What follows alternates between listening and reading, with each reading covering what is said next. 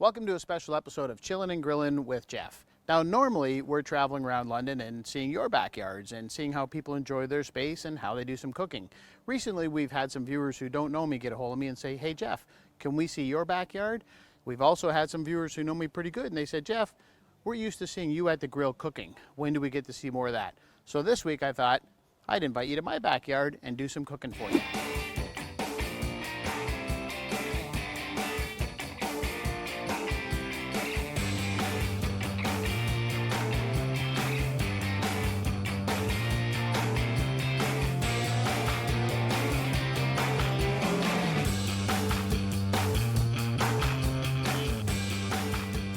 Welcome to my backyard. Any great tour always starts in the kitchen because, let's face it, that's where people tend to gather and that's where all the happy starts. So let me give you a tour of my kitchen. This is my outdoor area. One of the ways I like to cook is not just on one barbecue, not just on one grill. I like to do a variety of cooking, try foods from around the world. So I have a number of different ways of cooking. Tonight we're going to cook on a Discada. We're going to make some Mexican street food on this. Any good outdoor kitchen area has to have a smoker and a good charcoal grill, and then a regular propane barbecue or gas barbecue to fire up a quick meal, get things going, a prep area, and of course, somewhere to keep your cold beers or a cold drink. So we're going to come back here, we're going to do some cooking in a little bit. In the meanwhile, let me show you around the rest of the yard. When we set this area up, we kind of went a little bit different approach. We put the living area, sort of the living room or the gazebo area back here, and we set up sort of a triangle. The idea being that we could cook some great food here, we could sit down here and enjoy it, and then we could sit back into the living area or the gazebo area and just enjoy a glass of wine and a nice evening. We also have a little area right outside the door here where we can get up in the morning, have a cup of coffee, or late in the evening just sit down, the two of us, and have a glass of wine. From there we head into what a lot of people comment on. Being in the location we're in, we get a lot of people that are surprised with how much green space we have. And the first question I always get is, you must love cutting grass, and I actually don't. So one of the things that I did, I took the lawnmower, cut on whatever diameter or radius that I could cut on, and then we cut that out and we built everything around that shape. So I actually don't have to weed whack or trim anything in the yard. The other thing we enjoy about our yard is we have an enormous amount of privacy, which is important to us. We entertain a lot. We want to keep the noise confined to our space. We have neighbors with young kids and they're outside playing, and that's fantastic. We love that. But it kind of puts up a little barrier for the noise, keeps their noise in their yard, keeps our noise in our yard. Our property actually touches 7 other properties, but you would never know it by looking at the trees. And it's kind of grown over the years. Joanne loves to garden. She spent a lot of time planning, moving stuff around. One of the best compliments I think we've had on our backyard is a good friend of ours says, Jeff, what I like about sitting in your backyard is wherever I sit, whatever direction I look, I see something completely different. That was a great compliment. Speaks a lot to Joanne's garden. So one of the areas that I like back here is, of course, our campfire area. We get the kids visiting, friends, we can sit around, light up a cigar, get a little fire going in the fire pit, or get a few guys sitting around, just the guys, have a few cold beers, throw a steak on an open fire. Again, it's another area that we can cook on. Not uncommon for me to be throwing some steak, a roast, some burgers, some sausages, something on the fire pit back here. And we can sit back here at the night and enjoy this space as well. So speaking of different areas to cook, different places to cook, let's do some cooking right now. So follow me to the kitchen, let's get some food started. So that was the tour. That's our backyard. Hope you enjoyed that part of it, but I promised you some cooking today, so let's get to that part of it. Now, I mentioned earlier when we started to walk into the backyard, one of the ways I like to cook is using a variety of different cooking techniques. So one of the things I'm going to start off with tonight is a Moroccan tagine. And this one, because we entertain a lot, we get lots of different people coming over. We have a couple vegetarians, sometimes we get some vegans, and this is a great dish when we have guests that don't eat meat. You can add meat to it, the recipe I'm doing tonight, and when I say recipe, one of the great things about cooking in the tagine is you can really customize it. So what we're doing tonight, we're leaving the meat out, we're doing a vegetarian version of it. I mentioned it's a Moroccan dish, and the tagine, it refers to the dish itself. It's clay, and you can see it sort of has a unique shape. We're going to put all the vegetables in here. We're going to add some great seasoning, lots of olive oil, and then we're going to cover this. And as it's cooking, the heat and moisture will rise up, sort of like a chimney. The heat will escape, but the moisture will collect on the sides, and fall back in. So you really get some fantastic flavors happening. You get the juices from everything, you get the moisture, so nothing dries out. If you have meat, it becomes very moist, everything kind of melds together. So that's what we're gonna do. I'm gonna start off, I mentioned we're gonna do a lot of olive oil in this dish. Personally, I cook with olive oil on everything. I don't think you can put too much. So we're gonna start off with a little bit of olive oil on the bottom of the clay dish. And then we're gonna put a fair amount of onions with just, I like to put a little bit of red pepper in there. We spread that on. Everything is raw at this point. It's all gonna cook together. We're gonna do it at a really slow heat, give it lots of chance to sort of come together. Of course, if we have onion, naturally we have to have a little bit of garlic going on. That goes without saying. And I'm just gonna spread that around.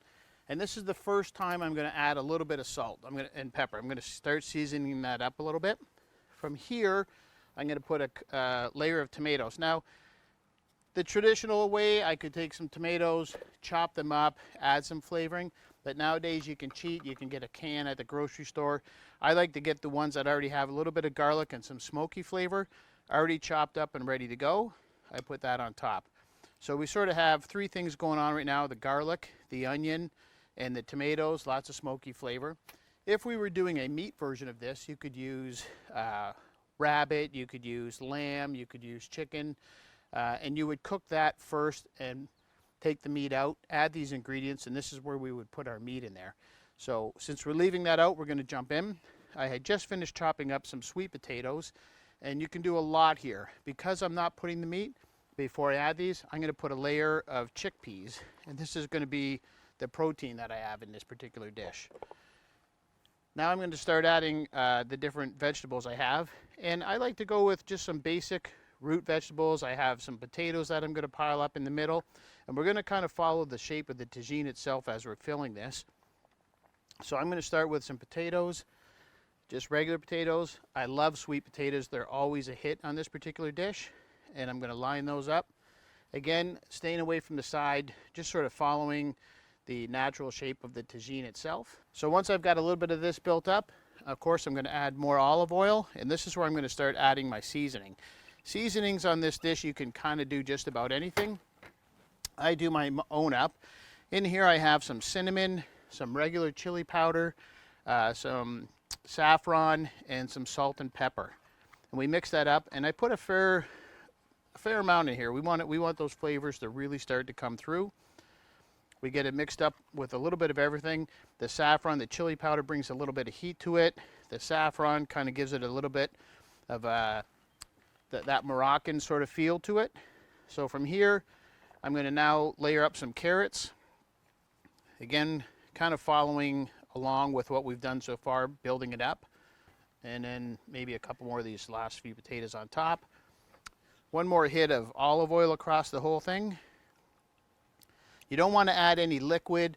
We don't want to add any sort of stock or anything, because the moisture is really going to collect in here. When we pull this off later, you're going to see this dish is going to be filled with all the moisture that comes off of everything. Now there's a couple of real tricks that we're going to add to this that are really going to take this up a notch. This would be fantastic just the way it is. But what we're going to do is we're going to take some sliced green olives, and we're going to add that. That's going to bring a nice saltiness to it, bring some briny flavor to it. And the real trick, and you can find these at some grocery stores, but it's better if you have a close friend who makes them from scratch. This is a preserved lemon, and this dish makes it. The first few times I made this dish, I couldn't find preserved lemons. Enjoyed the dish, but kept thinking something was missing. When I spoke to somebody who does this all the time, they mentioned you have to find the preserved lemon. And they are right. This takes the dish to a whole new level. So I like to put a fair amount of that on here. That's going to bring some sweetness to it. It's going to bring that citrus flavor to it. It's going to add into the mix with the saltiness from the olives and the heat from the chili powder. That's all going to come together. And when I serve this up, we're going to put some hummus on the side with it. We're going to toast up some pita shells with a little bit of olive oil and a little bit of salt on them. And you just kind of scoop that all up, add a little bit of hummus, and eat it. It's going to be fantastic. So now that we have that all ready to go, I'm just going to close that tagine up. Now, I'm going to do this outside today on my smoker. I get the temperature about 300 to 325, and because we're cooking it in the tagine itself, we're going to put it on indirect heat. So in here I have lots of heat coming up from the coals, but I got a ceramic plate that's going to deflect the heat. We're going to set the tagine down right in the middle. It works great on this smoker because of the shape. We close that up. We're going to let it sit at about 3 1/4. It's going to take the better side of an hour for sure, maybe a little bit longer. You can't really overcook it. You can, if you're late, it's a great dish for doing when you have people coming over. It helps you time your meal good, because if you pull it off 10 minutes later than you should, it just gets better. So that's it. It's cooking. Let's see what else we could cook up today. This is not a vegetarian dish. You can see why the other dish that I made was vegetarian. There is no vegetarian version of this.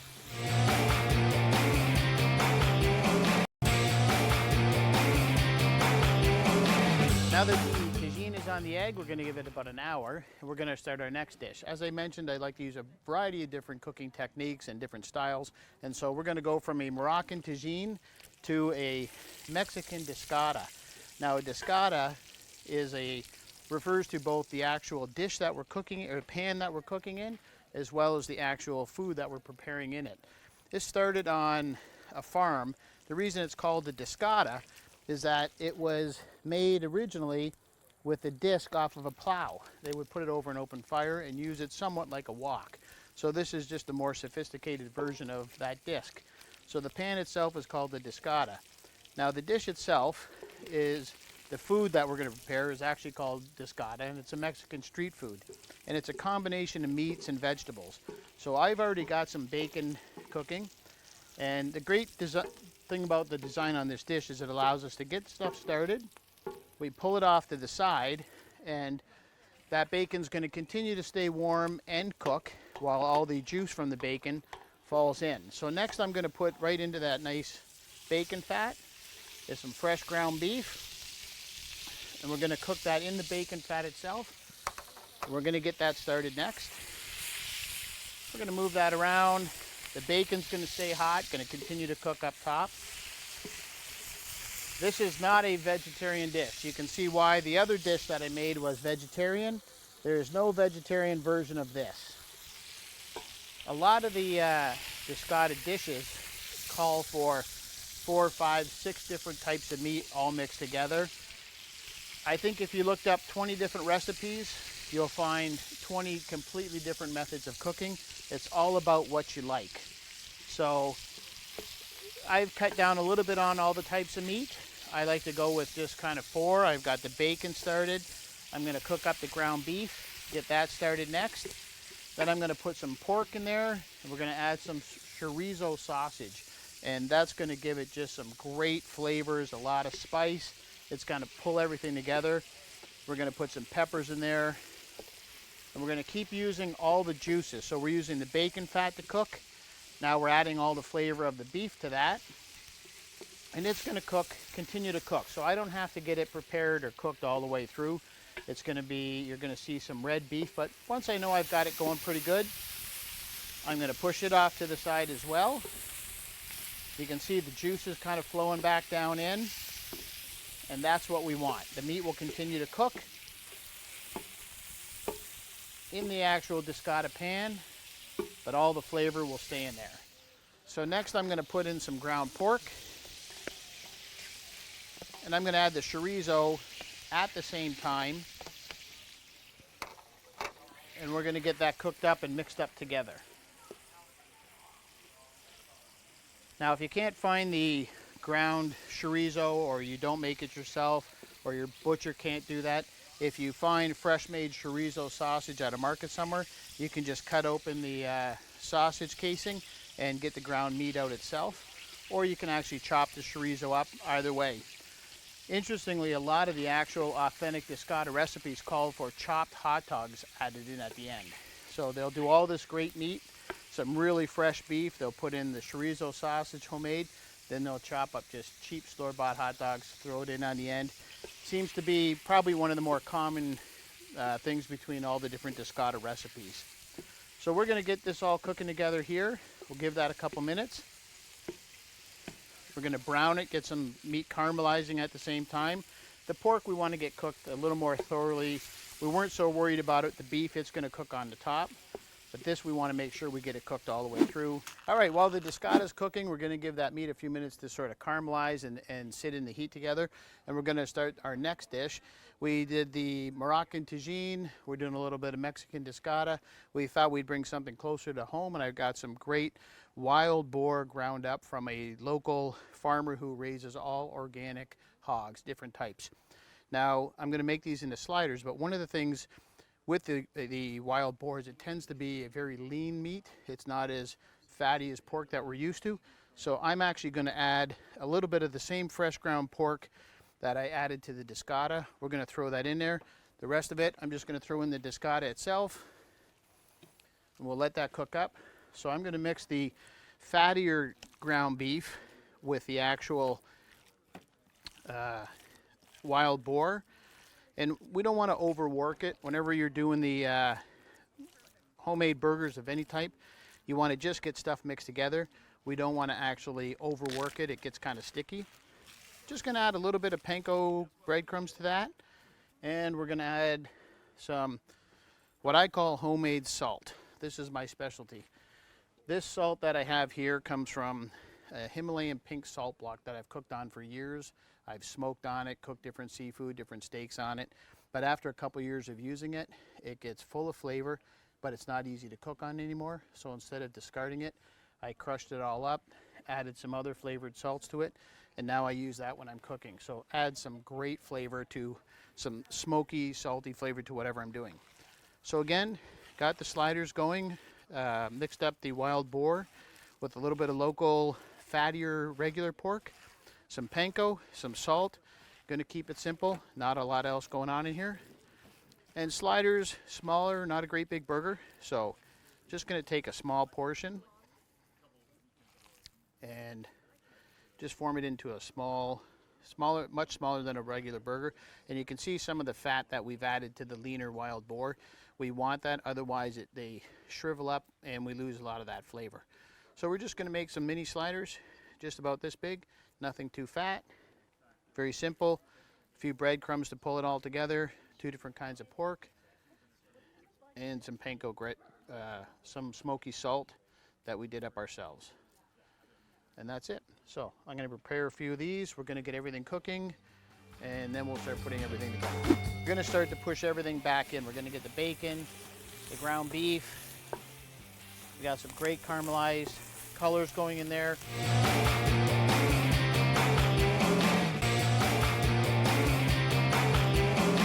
So the sliders are all put together, and when you make fresh ground patties of any type, it's best to let them sit in the fridge for about an hour, and that kind of helps pull them together so that when you throw them on the grill, they're not going to fall apart.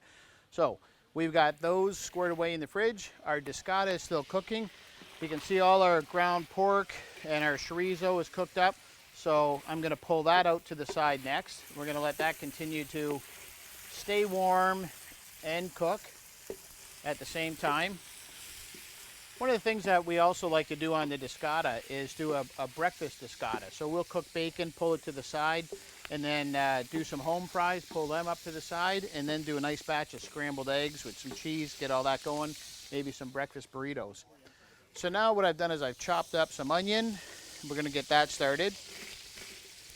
And I've got, you can kind of throw any kind of peppers. I've got some poblano and some banana peppers, but we're not going to throw those in right away. I want to get the onions just in here long enough to kind of soften up a bit.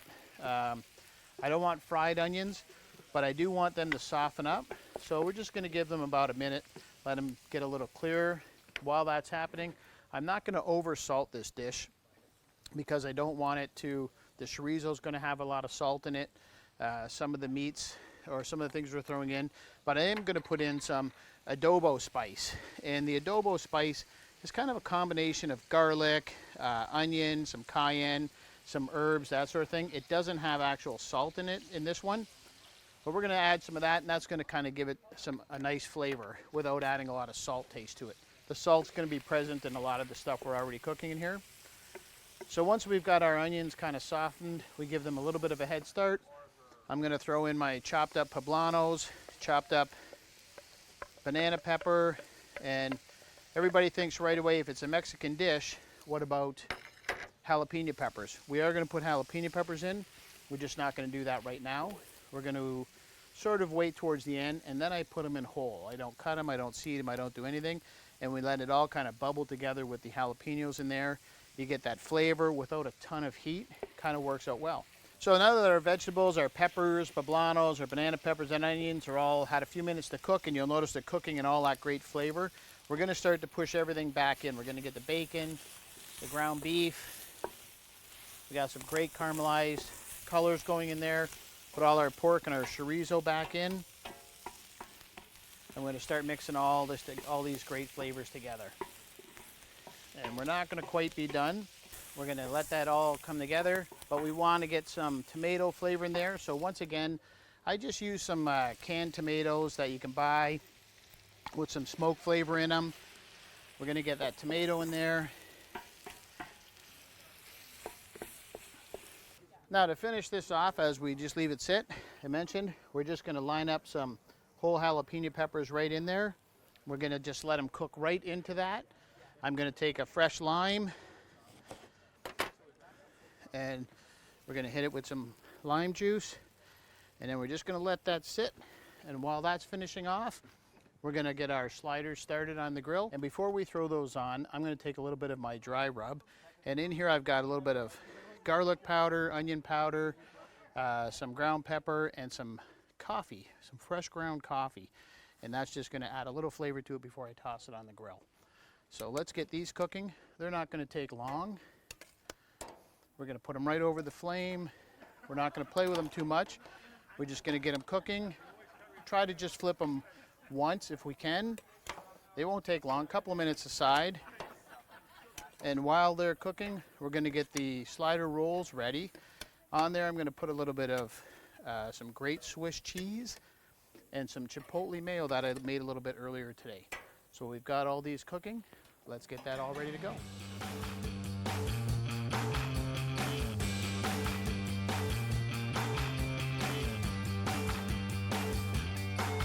I've got some deep fried breaded jalapeno peppers that we're going to add on top, just to give it that extra little zing on top of that.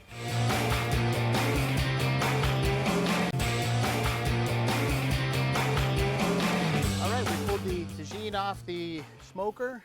We've got our wild boar sliders all set up with some chipotle mayo and a little bit of Swiss cheese. We've got our Discada with some corn tortillas ready to go. Just to finish things off, I've got some deep fried breaded jalapeno peppers that we're going to add on top, just to give it that extra little zing on top of that. We've got our tagine, our vegetarian tagine, ready to go. We can see how great that looks. We're going to serve that up with some hummus and some grilled pita shells with a little bit of olive oil on them. I think everybody's ready to eat.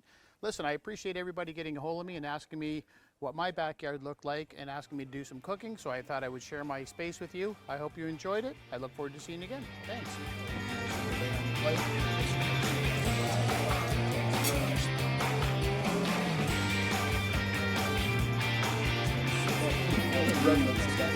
Wild